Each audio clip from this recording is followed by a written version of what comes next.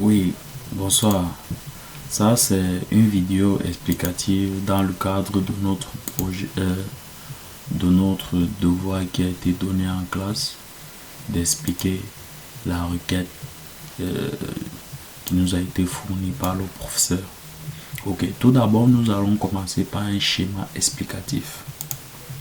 Ici, nous remarquons la table TSKV. La table TSKV, c'est là où on effectue tous les enregistrements. C'est là où on effectue tous les enregistrements. Donc, tous les enregistrements de Teamsboard, tous les enregistrements que Teamsboard reçoit, c'est dans la table TSKV. Elle contient l'ID de l'objet et tout et tout. Maintenant, il y a la table device.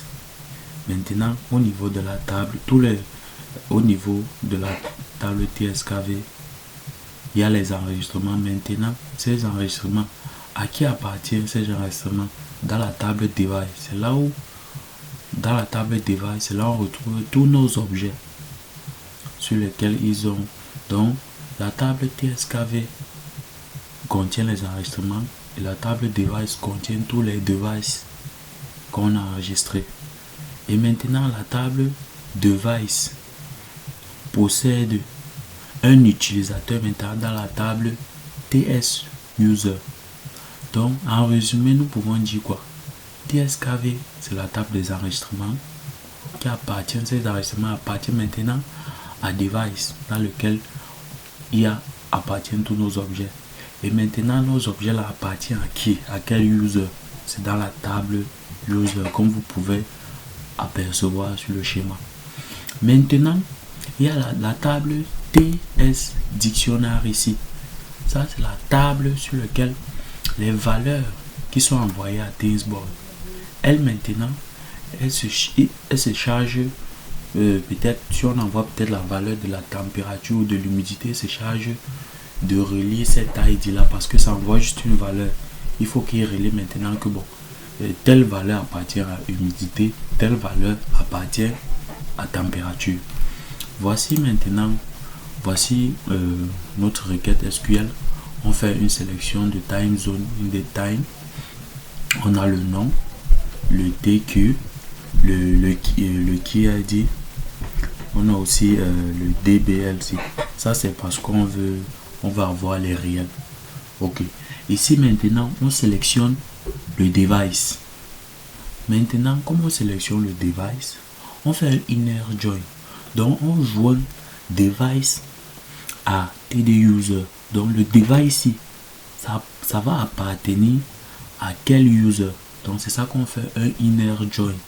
Le inner join permet de relier dans le device à l'user qui appartient. Après, on fait un custom ID qui est égal à un D custom ID qui est égal à U custom ID. Maintenant, le deuxième inner join ici, ça permet maintenant de relier les enregistrements faits par le device ID et à l'user auquel il appartient et permet de ressortir ces enregistrements. Donc, c'est à quoi sert le deuxième inner join ici? Pour ressortir les enregistrements du device et son utilisateur. Maintenant, le troisième inner join ici permet maintenant de relier, maintenant, peut-être si on a ressorti la température ou l'humidité, le TD Dictionnaire ici permet maintenant de faire la liaison que telle valeur appartient à l'humidité et telle valeur appartient à la température.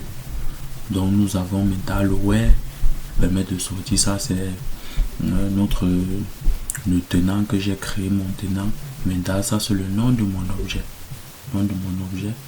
On a order by time de manière descendante. On a limité à 15.